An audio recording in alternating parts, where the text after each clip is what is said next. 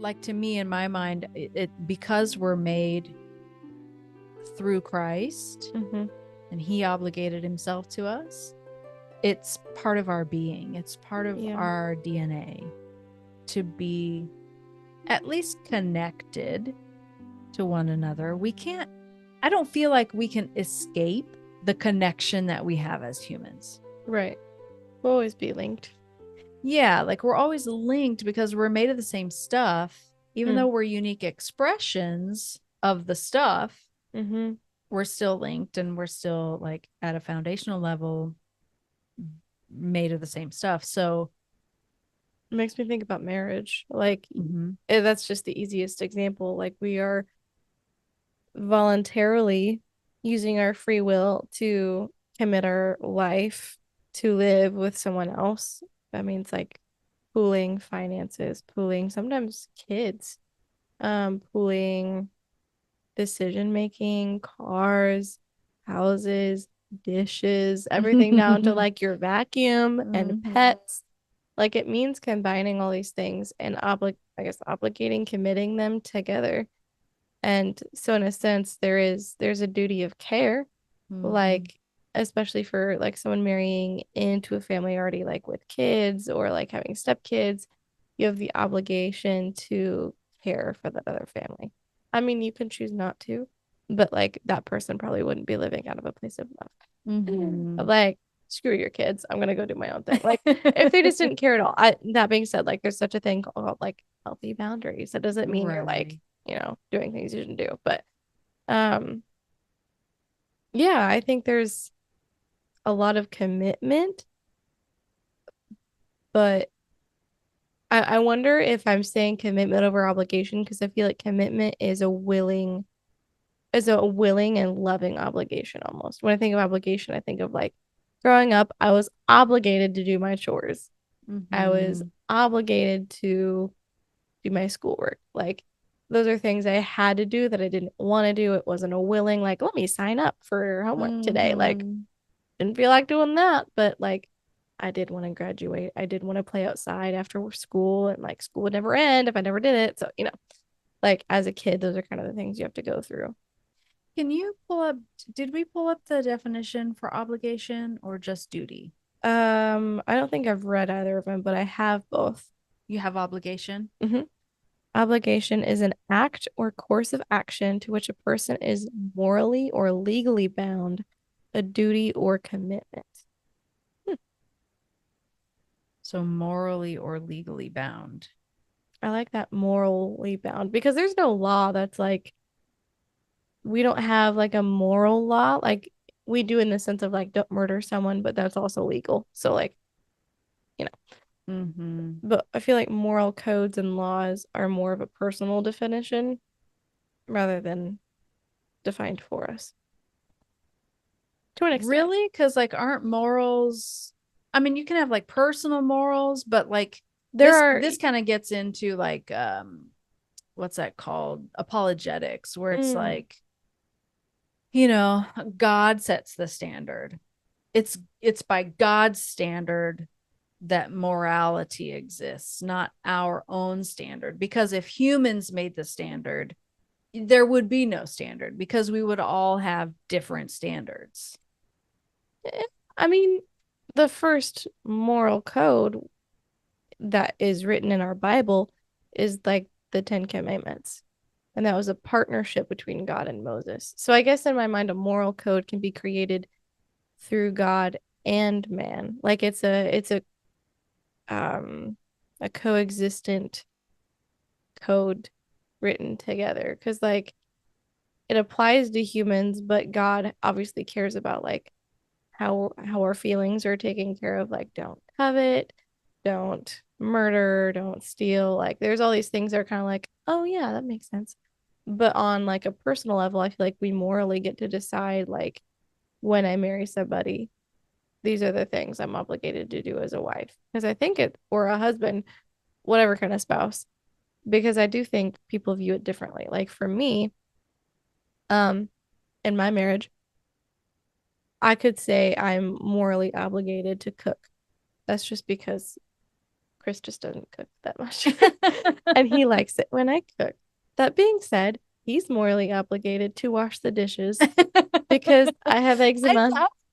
No, I think that goes into morally obligated. It's a strong term to use for it. I'm using kind of a silly example, but I think like I think it's just like in those scenarios, it just seems like that's just what we agree on. right. You're not gonna cook every single night. Like True. he's gonna cook.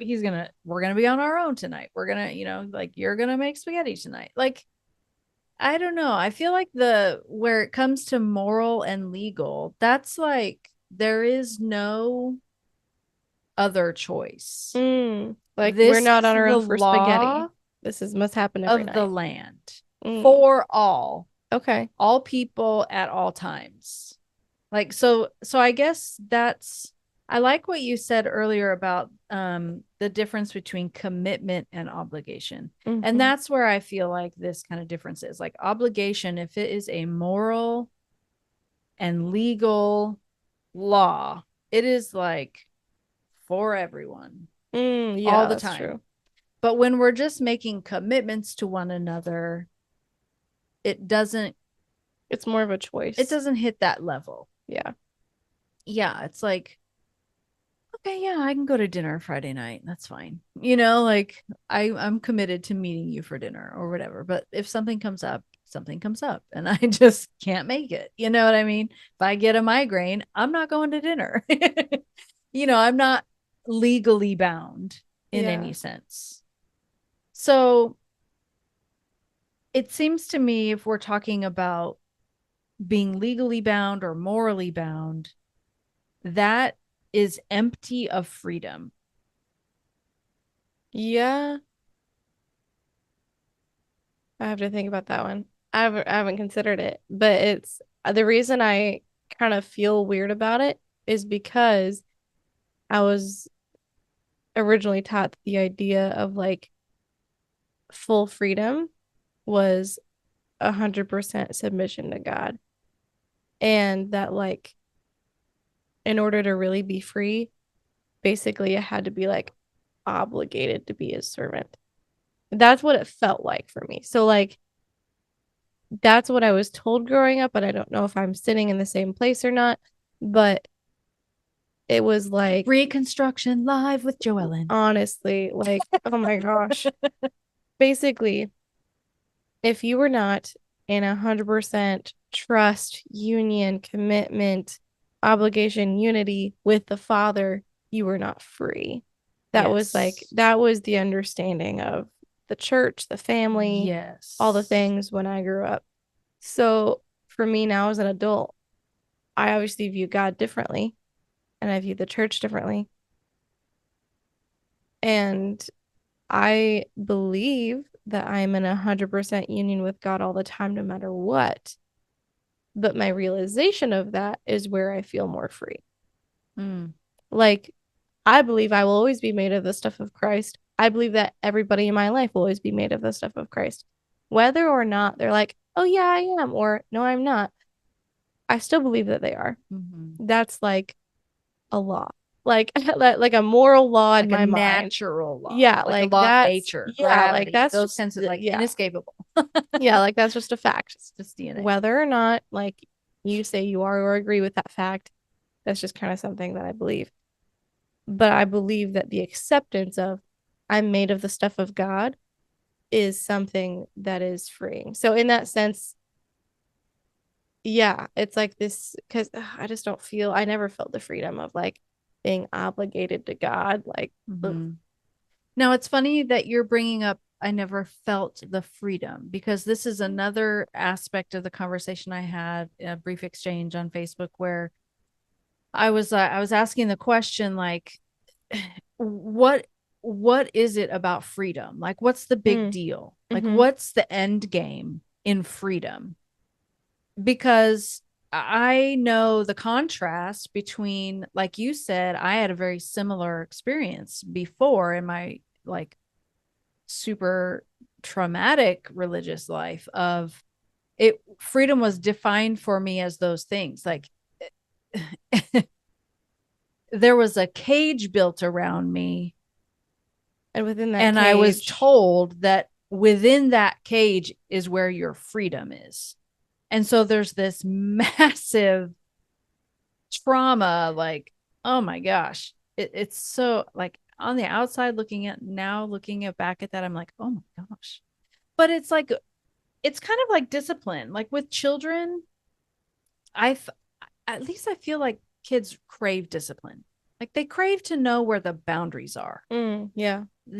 They function so much more like healthily when they understand boundaries and what is, safe and what is not safe and all those things. So in a sense, I can understand how we got to that place as a religion, how we got to the place of creating cages. We used to call it in our house the circle of safety.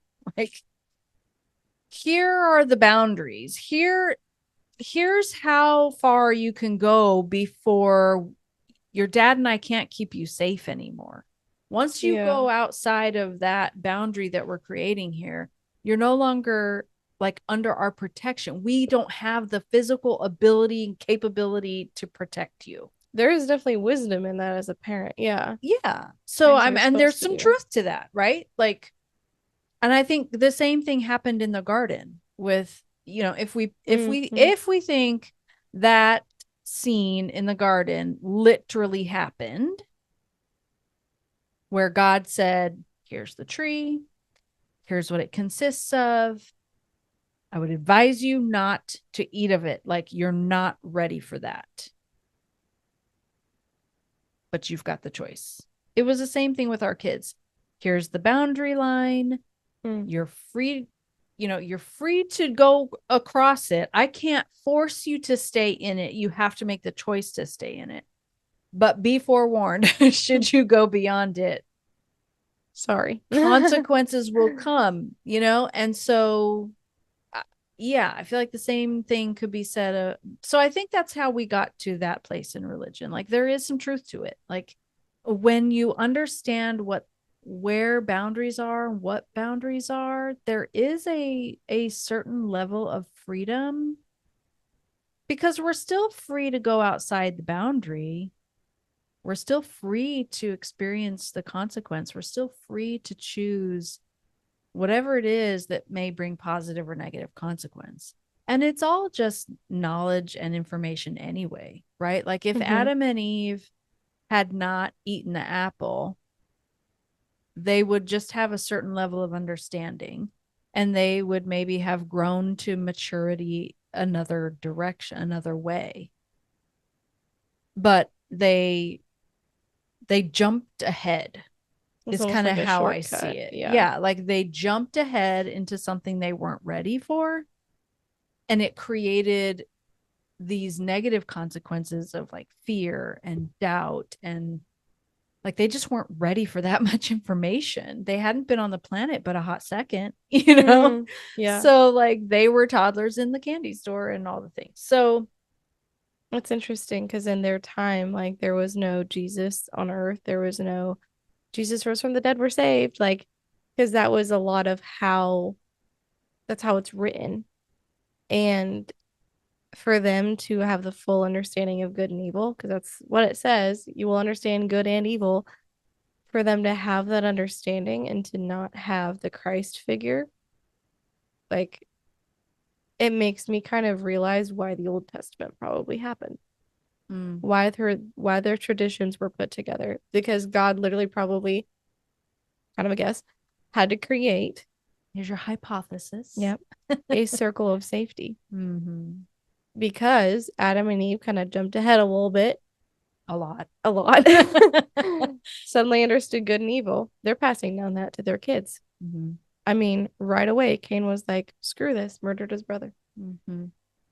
And so now God has to kind of institute these traditions and these ideals and these boundaries in order to kind of, okay, now that you've jumped ahead a lot, let's rewind a little bit. Let's put some things in place, put some boundaries, so that, I mean, you know who you are, you know where you came from, What are the basics? What's important? There's a God. Okay, so we're going to have a tabernacle wherever we go. So you never forget. Okay, this is where we started. Here we go. And just kind of creating this, I don't know, maybe kind of Like a 12-step long, program. yeah, kind of like a long healing process. Yeah. Like, once your kid gets in the candy store, they're going to go home, throw up, and not feel well for probably the whole night. And the Old Testament was a very long night for God, A I very long imagine. night. God had to do a lot of background work behind the scenes, lots of cold compresses. And Yeah.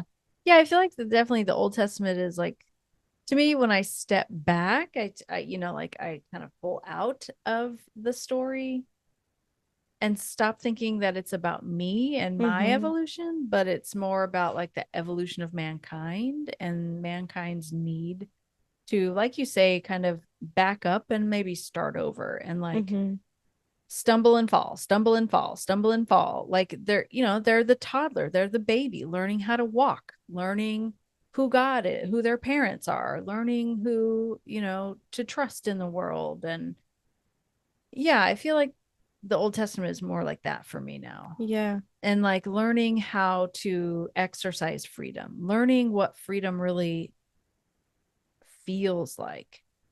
Because if we step into, and it when you have duty and obligation and structure built around you, it feels very safe yeah. in There's a some sense of comfort. ways because it's like, oh, I know what's there to catch me when I fall. Mm.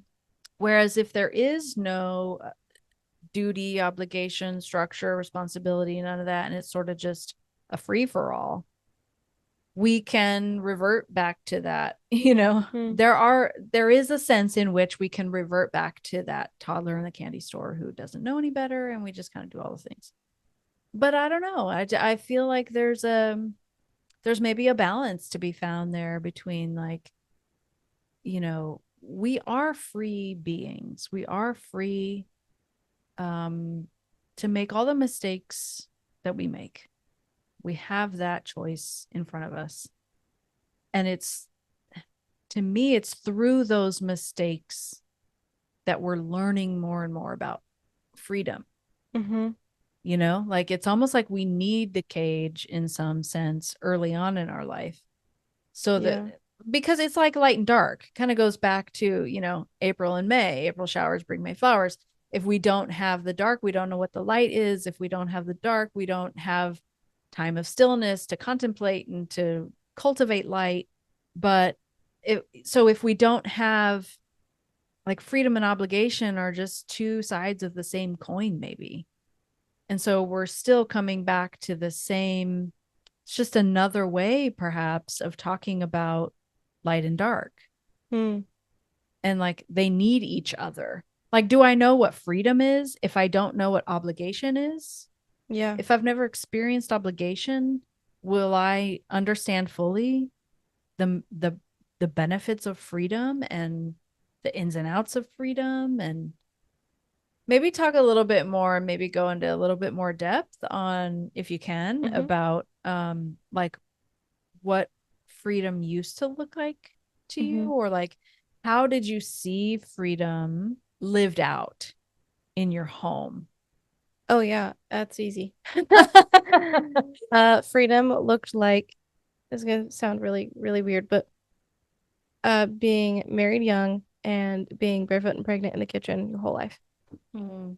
Easy as that. That was my life. And that was like, so like going through life, that's what I was raised for. That was like your purpose on the planet. Like Mm. that was the role assigned to a woman.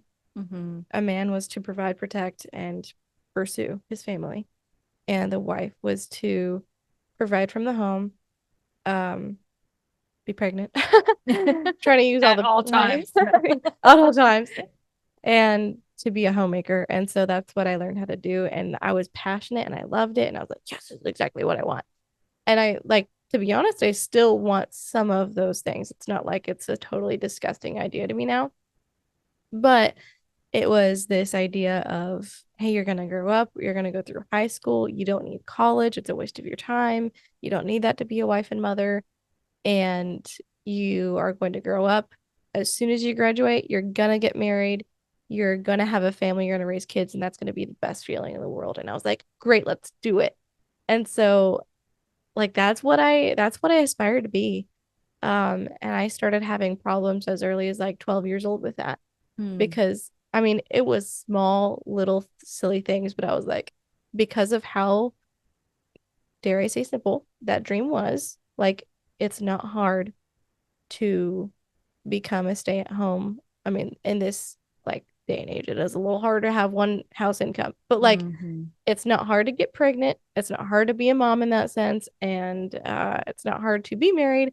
It's sometimes harder to stay married if you're in a rush to get married, though. So like in this day and age, like those things are pretty easy to come by. That dream is not like I'm going to be a doctor, like put in so many years. I want to go to Harvard. Like those are really big, expensive, highly committable things, but like being a wife and mom is kind of like what most people gravitate towards. So it's not hard to crush those dreams though We're when gonna make like some people mad who are gonna think like so strong. it is. I mean, yes, it is absolutely hard. It's just easy to become a mother. There you go. Yeah, it's easy to conceive and have a child. It's easy to be a For mom for once you take on that role. some women, Yeah, some women are not. barring biological difficulties, Yes, like in take this general, in the spirit that it's being presented. yes, I hope. sometimes too easy. There are teenage mothers out there, Yeah. unfortunately. But all to say, my dream was very achievable, I thought. But once, like, I started, this is so dumb, but like, as soon as I started cooking in the kitchen, like, my mom was like, here, help me with these things. And I'd help her with food, and it was great. And then as soon as it was my turn to cook, everything I made took twice the time, and it was like the most discouraging thing in the world. Like, to me, that was my life dream. Everyone's Mhm. like, I can cook. I'm like, no. As that being your life dream to just know how to like cook and raise a family, I was failing already. And I was Hmm. like, I can't do I'm this doomed. anymore. Yeah, it's terrible. And then the next thing happened. I I can imagine graduated. like a feeling like you're when you're that age and you're that young and you think that your destiny, your Yeah. purpose Oh, in yeah. life, your duty to yourself, your family, your God is to be a wife, mother, a good cook, Yeah. like all those things. And you're already failing at that young age. Like I can imagine the sense of shame and Oh like, my gosh, so much guilt. yeah, and not, and like the opposite of freedom happening. Yeah. Like you're all, Yeah. like you're starting to, the walls are caving in and, you know. Suddenly that dream didn't look so fun anymore. Mm-hmm. And the next thing kind of happened when I turned 16 because I actually graduated at 16. I graduated early. And suddenly I realized I was like, oh, my parents will never let me get married this young. Mm-hmm. That's not, So now what? yeah, and it's not super legal. And to be honest, no one was in sight at the moment. And so I was like, oh, what now? Yeah. Can't go to college. And it's not like I could never. It was just like, why would I ever? It's a waste of my time. Yeah. That's just kind of what I was taught. And so I immediately, I mean, I was already working full time and I just continued. I just dove into my work. I don't really remember 16 to 18 because I just worked my little booty off. Like straight up, I don't remember You what were I did. full time working at 16? I worked full time my entire senior year. I was working 35 hours a week and doing school. And yeah, so I've worked full time for, I mean, 6 years now, probably. Mm. And like I don't remember what I did. Okay, for our listeners, she's only 21. Yeah. Okay. I'm a, yeah. Yeah. So like I don't really remember what life was like. I just remember like not knowing what's next. Mm-hmm. There was no next. No one was asking to date me. No one was like talking to me about like what I was gonna do next. Mm-hmm. I mean, I was still trying to cook. Yeah, still Like doing. my dreams were like fading really quickly, and I was like, maybe this isn't it. What do I do? Like, I don't have a new dream. What's next? Mm-hmm. And so I ended up, well, I mean, family issues began to kind of emerge. And I was like, Mm. oh, okay. May not be so fun to stay living at home by myself because all my sisters were married. So like I was the child. I was like, this isn't so fun anymore. I'm an adult. My dream is fading. Family issues are arising. I'm moving out. And I did very quickly. Sorry, mom and dad. So I move out and I was like, all right, time to find freedom. So you're starting to now deconstruct your childhood sense of freedom and like figure out what is freedom really. Yeah. And that's when everything started that I talked about in the darkness episodes. Yeah. So go back and listen to that if you want to hear that whole fun. story. We won't rehash it today. Yep. Went through a lot of things that were not very freeing. A few of them were like, it was good for me to find my boundaries, but it wasn't like I found my new dream or anything. It was like, oh, this is not freeing at all. Yeah. This is not what I hoped it to be. So yeah, overall freedom was just kind of this big ambiguous idea of like, I'll become a stay-at-home wife and mom. And then it became quickly like, I have no idea, just try everything. Yeah. Yeah. I would say now though, it's kind of evolved into this mindset.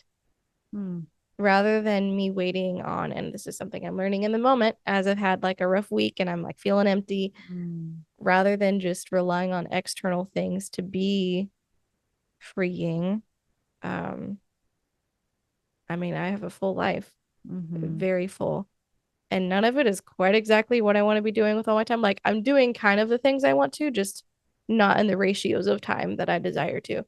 And so I'm working towards my dream of like what I feel like I want to accomplish, with the headspace of I'm living in abundance.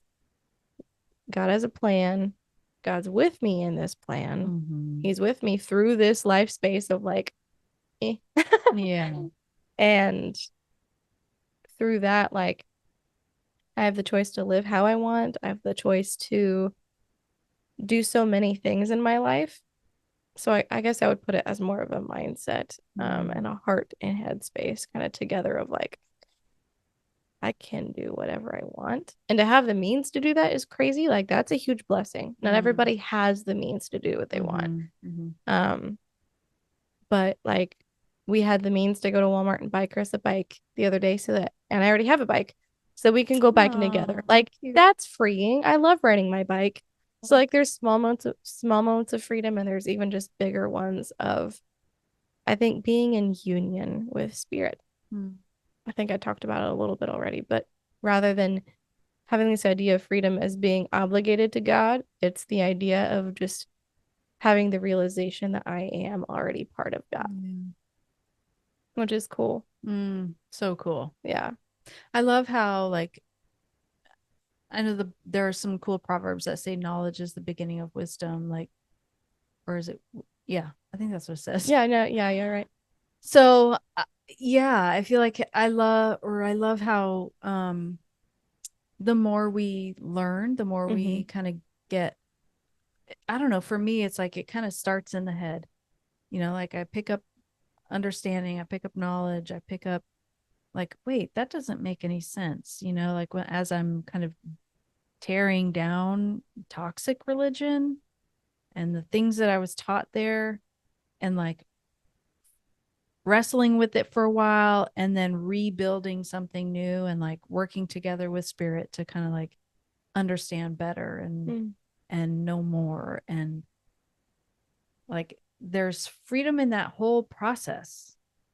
Do you feel like as you are sort of and reconstructing your religious beliefs, where do you feel like your new experience of freedom is coming from?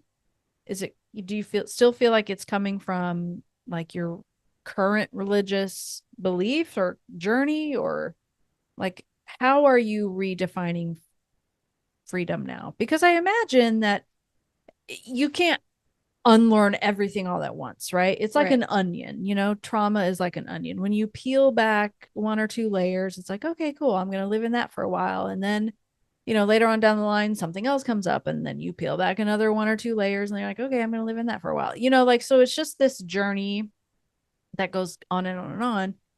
So like how is your relationship to freedom being defined on this new sort of religious redefinition? Yeah. Rejourneying. I mean, I would say the deconstruction and the reconstruction is the freedom to an extent. Like, because I'm looking into what could be. I mean, there's freedom for me just in asking. Oh, yeah. Just being able to ask the question and not feel immediately like God's like, really? That's a dumb question. Like, that's a dumb one. Just to, yeah. Just to, there's no judgment. Yeah, there's no judgment. And so even just learning that God isn't judging my question, learning, I would say it's the learning that is providing the freedom, and opening freedom into many other pockets of my life. Like, now I know that I can still live my dream and I can still be a stay-at-home mom, but I can also be more. And I can go to college if I want, even if I never use that degree in a professional sense. I could go get a degree in nutrition and just know how to treat my family, like treat my family's bodies better. Like, that's awesome. Yeah. And that's freeing, because living in a day and age where all information is available all the time, I can live in a space where I can just ask about information and I don't have to know the right answer. That's freeing. Oh my gosh.